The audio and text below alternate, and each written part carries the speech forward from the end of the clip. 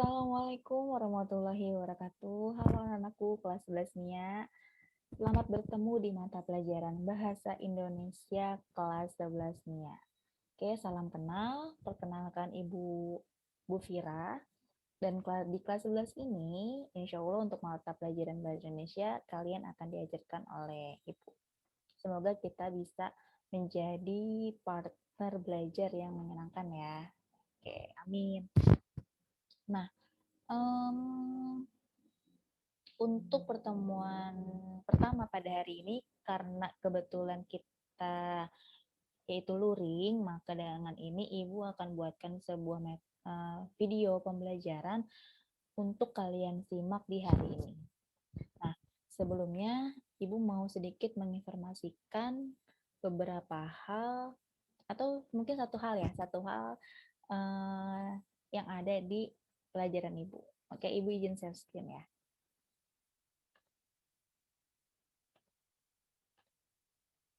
Oke, jadi di pelajaran Bu Fira, Ibu ada yang namanya itu bintang siswa atau poin siswa. Nah, poin ini akan diberikan untuk siswa yang aktif. Skala dari poin ini adalah 1 sampai 5. Nah, kapan kalian akan mendapatkan poin 1, 2, atau seterusnya itu adalah dilihat dari keaktifannya kalian. Kalau kalian bisa aktif bertanya, kemudian bisa menjawab pertanyaan dengan baik dan benar, kemudian aktif membagikan informasi atau sharing ke teman-teman, itu akan ada nilai-nilai tersendiri, entah poinnya 1, 2, atau 3, dan lain sebagainya. Nah, ini jumlahnya nanti setiap PH atau di akhir semester mungkin ya, atau setelah PTS akan terlihat nih jumlah poinnya berapa. Nah, poin ini akan digunakan dan bisa digunakan untuk membantu menaikkan atau menambahkan nilai kalian. Misal, ulangan harian kalian kurang dari KKM atau PTS kalian kurang dari KKM. Nah, nilai poin ini bisa kalian gunakan untuk menambah nilai kalian. Pertanyaannya mungkin ada yang bertanya, bagaimana jika nilainya masih kurang dari KKM walaupun sudah ditambah poin dari bintang siswa ini? Berarti kalian tetap harus mengikuti remedial. Tapi kalau setelah ditambah poin ini kalian sudah memenuhi KKM, berarti kalian tidak lagi mengikuti remedial. Nah, ini terserah nih. Nanti akan Ibu serahkan ke kalian. Poinnya ini mau kalian pakai untuk penambahan nilai ulangan harian ataukah penambahan nilai PTS. Atau mungkin nanti untuk penambahan nilai UAS. Nanti bisa kalian pilih dan request ke Bu Fira. Nah, ini ya. Ini untuk kelas 11-nya satunya, ini untuk kelas 11-nya 2-nya. Dan ini akan bisa kalian pantau terus setiap pembelajaran bahasa Indonesia. Nah, berhubung kita bertemu di hari Senin, berarti setiap hari Senin kalian bisa lihat nih ada perkembangan atau penambahan nilai tidak ya di hari tersebut. Seperti itu. Oke, itu penjelasan tentang poin siswa atau bintang siswa. Jika masih ada yang bingung atau ada yang ingin ditanyakan, boleh nanti kalian tanyakan ke Bu Fira ya. Nah, selanjutnya kita akan mulai nih pembelajaran bab 1 kita, yaitu tentang teks prosedur. Ibu share screen dulu. Oke. Nah, bab pertama kita di semester 1 ini adalah tentang teks prosedur.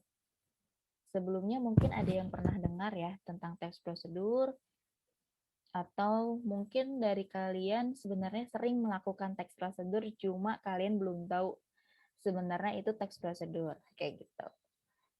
Oke, ini ada sedikit beberapa pertanyaan ya.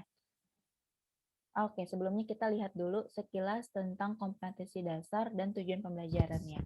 Nah, ini adalah kompetensi dasar dari teks prosedur, yaitu menganalisis struktur dan kebahasaan teks prosedur. Sedangkan tujuan pembelajarannya adalah mengungkapkan kembali struktur teks prosedur, dan mengungkapkan kembali aspek kebahasaan teks prosedur. Jadi kita akan fokus ke struktur dan aspek kebahasaan dari teks prosedur ini. Selanjutnya, nah ini yang tadi sudah Ibu tanyakan ya, kira-kira pernah tidak nih kalian mencermati atau bahkan melakukan kegiatan teks prosedur? Baik itu baca-baca dari buku, majalah, atau sumber-sumber lainnya. Ini bisa kalian jawab sendiri ya. Kemudian pertanyaan kedua, pernah tidak nih membuat teks prosedur? Nah, kira-kira pernah belum ya? Silakan kalian jawab. Kemudian yang ketiga, kira-kira apa saja ya yang kalian ketemukan ketika membuat teks prosedur? Ini kalau yang udah pernah bikin, kalau yang belum pernah membuat teks prosedur bisa diabaikan. Nah, ini sekilas tentang peta konsep apa saja sih yang akan kita pelajari di bab 1. Yang akan kita pelajari di bab 1 adalah pertama tentang pernyataan umum dalam teks prosedur, yang isinya meliputi pengertian, tujuan, dan jenis. Dan yang kedua yaitu tentang tahapan dalam teks prosedur, yang isinya meliputi persiapan dan langkah-langkah. Bisa kalian catat. Oke, selanjutnya. Nah, sekarang kita sudah masuk nih ke pengertian teks prosedur. Teks prosedur adalah teks yang berisi cara, tujuan, untuk membuat atau melakukan sesuatu hal dengan langkah demi langkah yang tepat, secara berurutan, sehingga menghasilkan suatu tujuan yang diinginkan. Lalu, teks prosedur biasanya terdapat pada tulisan yang mengandung cara, tips, atau tutorial melakukan langkah tertentu. Nah, anak-anak, ini adalah pengertian dari teks prosedur, yaitu teks yang isinya langkah-langkah yang memiliki tujuan. Seperti itu. Selanjutnya, nah, tujuan dari teks prosedur. Jadi, sama nih seperti teks-teks yang lain, teks prosedur juga memiliki tujuan. Apa ya tujuannya kira-kira? Tujuannya adalah untuk memudahkan pembaca maupun pendengar agar dapat mengikuti langkah atau perintah dari isi teks yang tujuan akhirnya bisa sesuai keinginan pembaca maupun pendengar. Nah, ini tujuannya ya. Jadi tujuan dibuat sebuah teks prosedur adalah untuk memudahkan pembaca atau pendengar mengikuti langkah-langkah yang sudah ada agar tujuan akhirnya sesuai dengan keinginan si pembaca. Misal, si A ingin membuat sebuah kue, maka dari itu ia akan mencari nih sebuah petunjuk bagaimana cara membuat kue tersebut. Nah, diusahakan hasilnya akan sesuai dengan ekspektasi si pembaca atau si pembuat kuenya. Seperti itu. Selanjutnya, ada yang namanya jenis-jenis teks prosedur. Nah, teks prosedur itu ada 3 jenis. Yang pertama, teks prosedur sederhana. Yang kedua, teks prosedur kompleks. Dan yang ketiga adalah teks prosedur protokol. Masing-masingnya berbeda. Kita akan lihat satu persatu. Kalau yang teks prosedur sederhana, yaitu teks yang isinya sederhana atau terdiri dari 3 langkah saja. Contohnya, teks prosedur untuk mengoperasikan setrika atau menyalakan komputer dan lain sebagainya. Itu ya. Jadi kalau teks prosedur sederhana itu langkah-langkahnya tidak lebih dari 5 atau kurang dari 5 langkah-langkah. Biasanya cuma 3 langkah. Kemudian yang kedua, teks prosedur kompleks. Nah, teks prosedur kompleks ini langkah-langkahnya lebih banyak dari teks prosedur sederhana. Jenjang tahapannya itu lebih rumit dan lebih panjang. Biasanya nih, contohnya teks prosedur pembayaran tilang oleh polisi dan lain sebagainya. Kemudian yang ketiga, teks prosedur protokol, yaitu teks prosedur yang langkah-langkahnya bisa dibolak-balik, tapi tujuannya tetap bisa tercapai atau tujuannya tetap sama. Contoh yang sering dilakukan adalah cara memasak mie instan. Jadi, dari ketiga ini adalah perbedaannya kalau teks prosedur sederhana dan kompleks dilihat dari jumlah langkah-langkahnya. Langkah-langkahnya sedikit atau langkah-langkahnya banyak. Tapi kalau untuk teks prosedur protokol bukan dilihat dari jumlah langkah-langkah, melainkan dilihat dari langkah-langkah tersebut apakah bisa dibolak-balik atau tidak. Seperti itu. Selanjutnya, ada struktur teks prosedur. Nah, struktur teks prosedur terdiri dari 4, yaitu tujuan, pernyataan umum atau tujuan, kemudian langkah-langkah yang isinya itu bisa berupa alat dan bahan atau cara, dan yang terakhir adalah penutup. Ini akan kita bahas di pertemuan kedua, ya. Jadi ini sekilas dulu tentang struktur teks prosedur yang ada judul, pernyataan umum, langkah-langkah, serta penutup. Penjelasan lebih lengkapnya akan Ibu jelaskan di pertemuan kedua. Oke? Nah, selanjutnya kita lihat ada yang namanya ciri-ciri teks prosedur. Apa aja ciri-cirinya? Yang pertama, itu menggunakan pola kalimat perintah atau kata lainnya adalah imperatif. Yang kedua, menggunakan kata kerja aktif. Yang ketiga, menggunakan kata keterangan untuk menyatakan rinci waktu, tempat, dan cara yang akurat.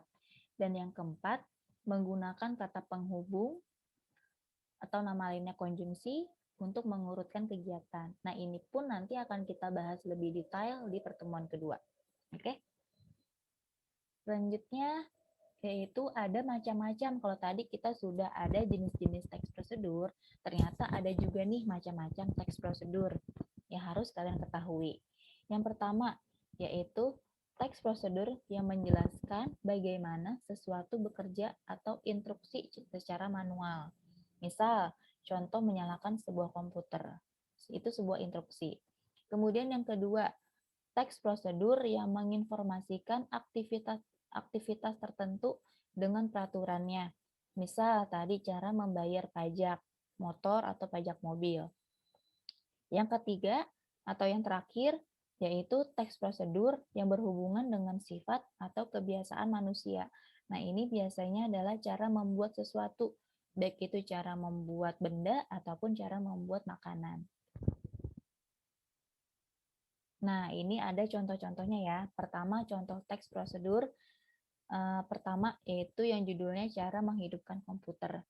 Nah, teks prosedur ini termasuk ke dalam teks prosedur sederhana.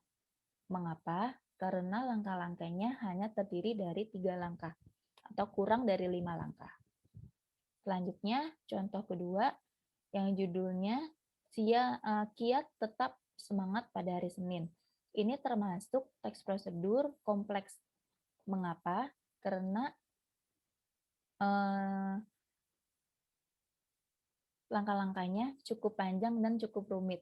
Walaupun di langkah-langkahnya hanya 3, tapi antara 1, 2, 3 ini langkah-langkahnya cukup rumit dan cukup panjang. Kemudian yang ketiga, contoh teks prosedur cara penyajian sesuatu. Atau di sini kita bisa lihat cara membuat sebuah mie instan. Nah, ini adalah teks prosedur protokol. Bisa kalian lihat di sini ya, antara gambar 1 dan gambar 2 itu ada perbedaan cara penyajiannya, tapi hasilnya tetap sama. Seperti itu. Nah, untuk pertemuan hari ini cukup seperti ini dulu. Nanti untuk penjelasan lebih detailnya kita akan bahas di pertemuan kedua, ya.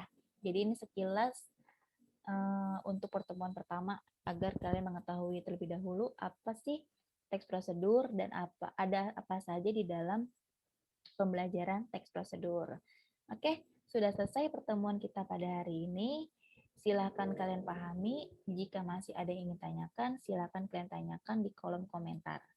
Ya, jangan lupa kita ucapkan hamdalah ketika pembelajaran selesai. Terima kasih Ibu ucapkan.